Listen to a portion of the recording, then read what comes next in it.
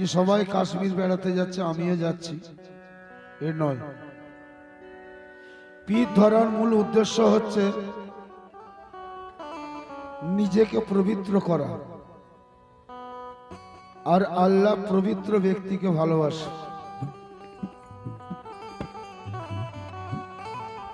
তো পীর কাকে বলে? পীর হচ্ছে ফার্সি ভাষা, বুজুর্গ, জ্ঞানের বুজুর্গ।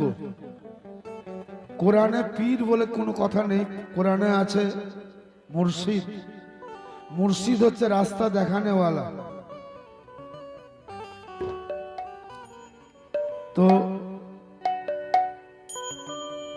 মুর্শিদ যদি কামেল হয়, মুর্শিদ লেখার আগে একটা কথা লেখা হয় কামেল। কামেল মুর্শিদ ছাড়া আপনাকে পবিত্র করতে কেউ পারবে না।